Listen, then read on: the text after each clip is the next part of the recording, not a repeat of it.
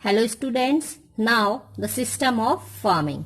The system of farming can be classified on the basis of the methods of agriculture applied and the ownership on land. Thus, it is based on the economic and social activities and is called system of farming. There are mainly five types of system of farming which can be divided on basis of ownership and nature of work. First is individual farming, second is collective farming, third cooperative farming, fourth government farming, and fifth is capitalistic farming. So now individual farming. In this type of farming, the farmer is the owner of the land. He enjoys the right to work on it, and in the field he performs all the activities in his own way. The farmer takes all the decisions himself regarding farming. Now second is collective farming.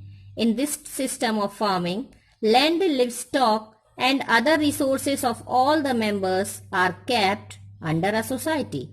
All the members of the society work on the farm as directed by the managing committee of the society.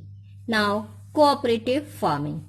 Under this system of farming, all the agricultural activities and holdings of farmers collectively and voluntarily are united with each other. But farmers' right of ownership on the land remains secured. All the farmers collect their land, labor and capital and cultivate collectively in the form of a unit. All the functions are done under the directions of the elected committee.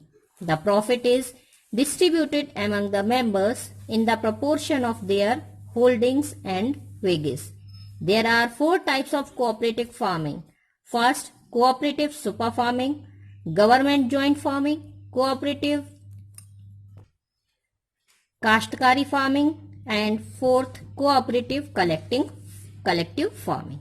Now, the government farming.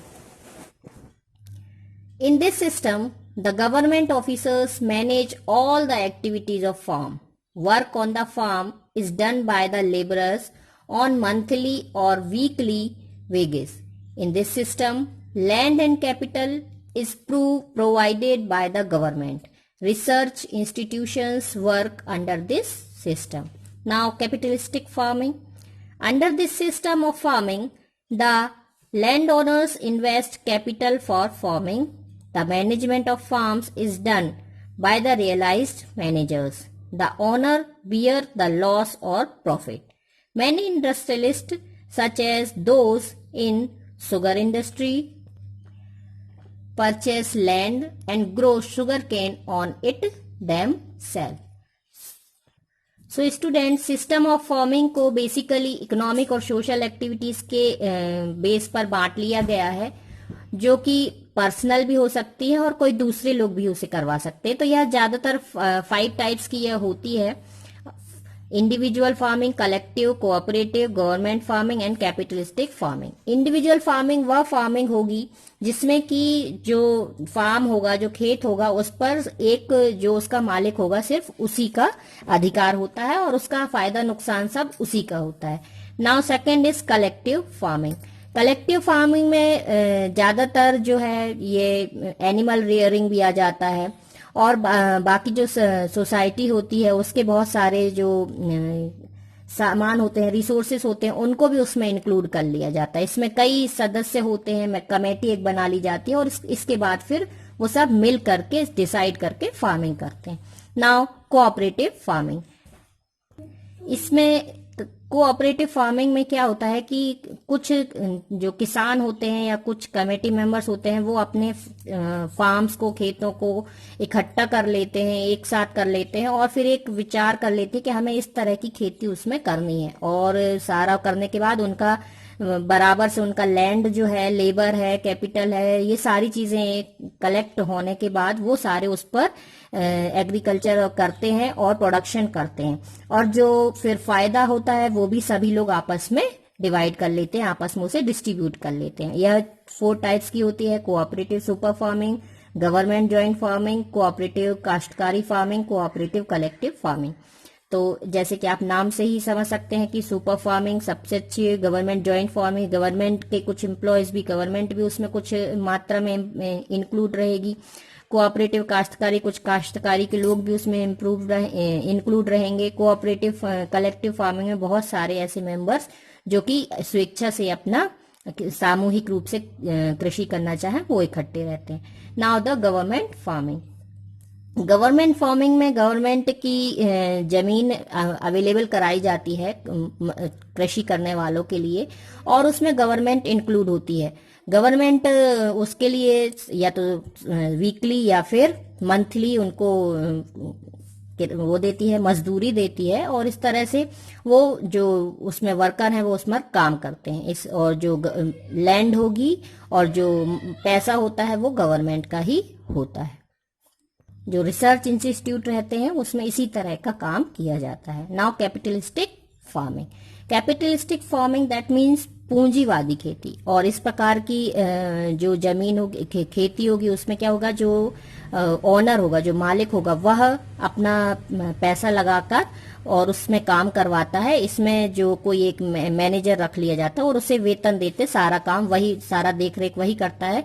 जो मालिक होता है वह पैसा लगाता है, फायदा और नुकसान भी उसी की जवाबदारी होती है जिसकी जमीन होती है। इसमें शुगर फैक्ट्रीज हैं, शुगर केन्स हैं, ये सारी चीजें उसी के अंतर्गत आती हैं। Now contribution of government agencies in agricultural development. In 1966 to 67, a new era was started due to a technological change by Green Revolution for the improvement of agriculture in India. Green Revolution, White Revolution, Yellow Revolution, Blue Revolution and Pink Revolution. So, at first, Green Revolution. Green Revolution means rapid increase in agricultural production by use of seeds of high yielding variety, chemical fertilizers and new technology.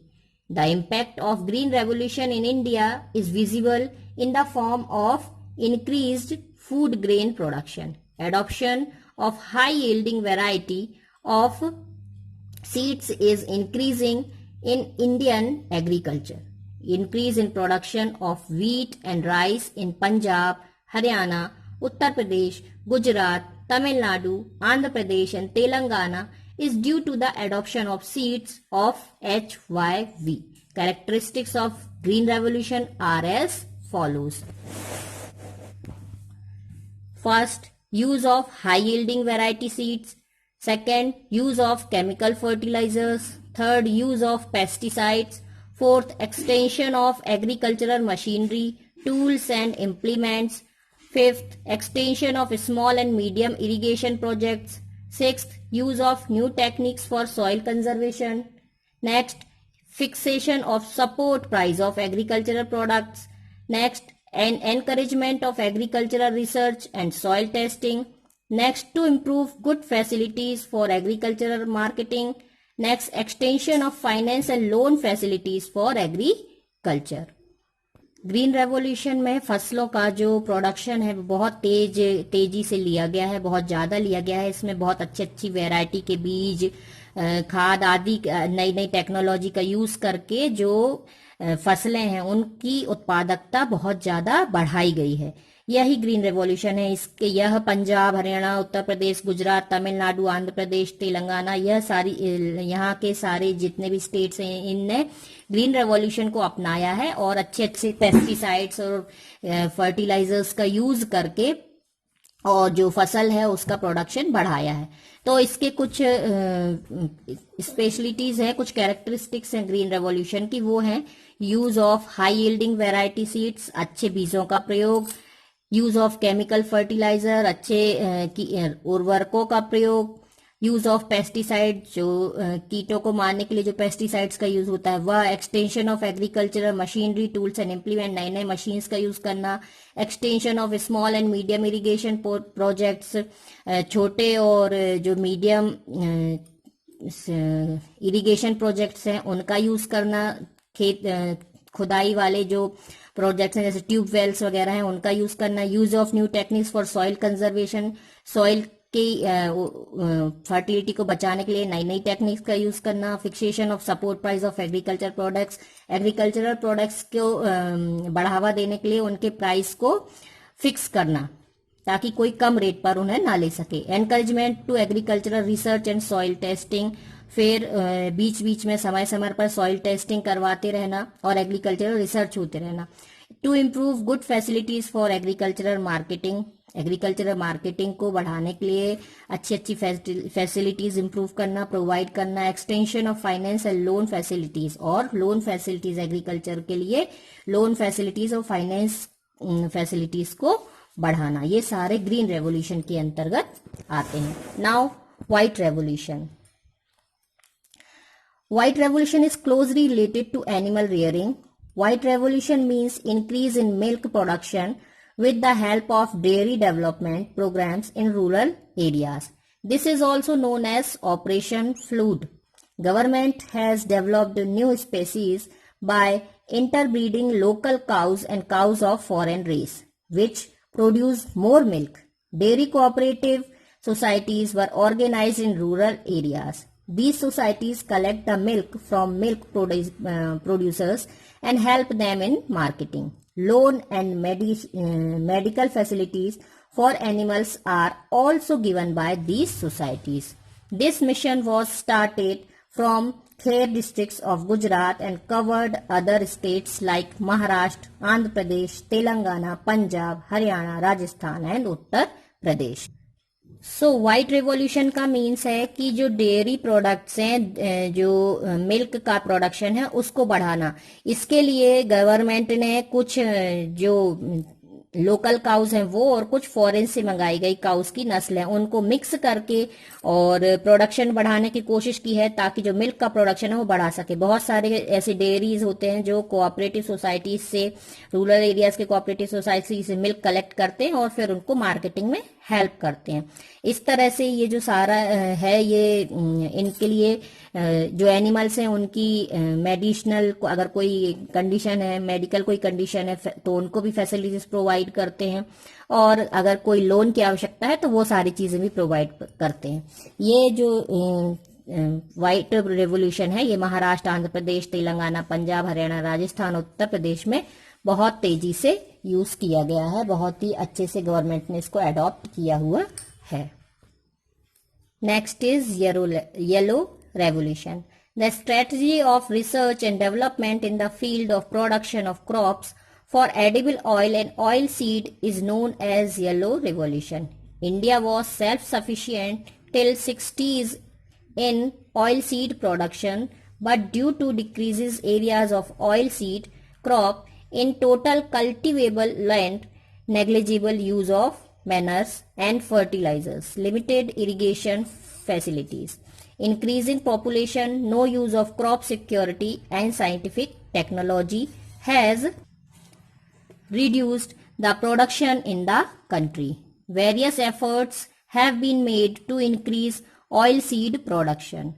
A technology mission was started in 1987 to 88 by Government of India, in which oilseed production achieved a major breakthrough with the help of societies organized at national, state and local level, agricultural research institutions and loan providing agencies.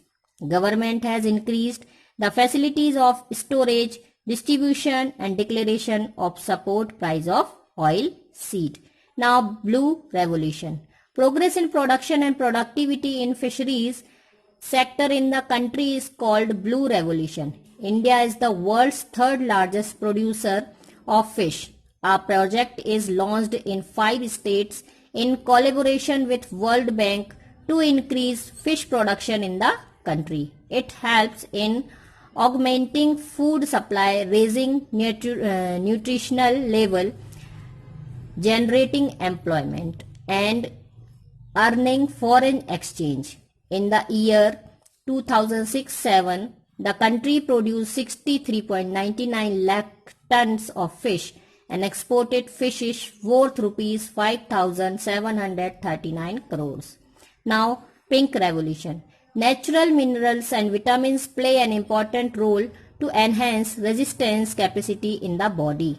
Emphasis is given on growing fruits in tropical and temperature climate. Apple, mango, banana, coconut, pineapple, cashew nut, oranges, lemon, almond, using the soil and varied climate of our country. This is named as pink revolution. So students, in yellow revolution oil production से related है, और यह जो है पहले जो 60s का time था उस वक्त तो बहुत ही ज़्यादा इंडिपेंडेंट था, लेकिन बाद में कुछ एरिया प्रॉब्लम हो गई, कुछ पेस्टिसाइड्स प्रॉब्लम, इन सारी समस्याओं के चलते कुछ जो साइंटिफिक मेथड्स हैं वो उनकी कमी हो गई, तो उसमें प्रोडक्शन में जो ऑयल के प्रोडक्शन में पहले कमी आ गई। फिर उसके बाद 87 to 88 में जो गवर्नमेंट है हमारी, उसने एक टेक्नोलॉजी मिशन की स्टार्टिंग की, शुरुआत की, और उसे नेशनल, स्टेट और लोकल लेवल पर उन्होंने कई ऐसे जो समितियां होती हैं उनको बनाया, और फिर उस पर रिसर्च किया कि किस प्रकार से जो प्रोडक्शन बढ़ाया जा सकता है, और फिर जहां प्रोडक्शन बढ़ाने का था वहां पर लोन प्रोवाइड करके और दूसरी फैसिलिटीज प्रोवाइड करके इंस्टीट्यूशंस को, और उन्होंने जो प्रोडक्शन है उसे बढ़ाया। इसे हम येलो रेवोल्यूशन कहते हैं। इसमें जो मुख्यतः जो है वो तेल का प्रोडक्शन बढ़ाया जाता है, और उसके लिए एक निश्चित मूल्य भी निश्चित किया जाता है कि फिक्स प्राइस रेट निश्चित किया जाता है, उसका कलेक्टिविटी कहाँ होगी, ये सारी चीजें, सारा सपोर्ट गवर्नमेंट उसे करती है। यह है yellow revolution. Now blue revolution. Blue revolution में जो है वो फिशरीज सेक्टर को बढ़ावा दिया गया है ब्लू रेवोल्यूशन में, और हमारा जो देश है वो अब उसमें ऐसी योजनाएं चालू की गई हैं कि हमारे जो देश में है वो फिशरीज प्रोडक्शन में सबसे ज्यादा है, और हमारा देश है तीसरा, जो 3rd नंबर का जो बड़ा राष्ट्र है जो कि मछलियों का प्रोडक्शन करता है और उनको एक्सपोर्ट भी करता है, और इसी के साथ साथ जो न्यूट्रिशनल लेवल है उसको भी वो पूरे वर्ल्ड में बढ़ाता है। सो फिशरीज सेक्टर जो है वो भी हमारे देश में एक बहुत बड़ा रेवोल्यूशन, ब्लू रेवोल्यूशन के द्वारा अच्छे प्रोडक्शन का सेंटर बन गया है। Now pink revolution.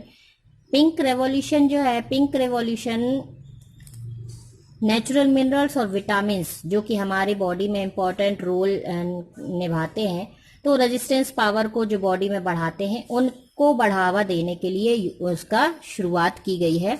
हमारा जो देश है उसमें अलग अलग तरह की टेम्परेचर है, क्लाइमेट अलग अलग है, तो यहाँ पर हम अलग बहुत सारे जैसे कि फ्रूट्स हैं, एप्पल, मैंगो, बनाना, बहुत सारे फ्रूट्स हैं, इनका हम खूब अच्छे से प्रोडक्शन कर सकते हैं और इसके द्वारा अर्निंग भी प्राप्त कर सकते हैं। इसे ही पिंक रिवॉल्यूशन का नाम दिया गया है।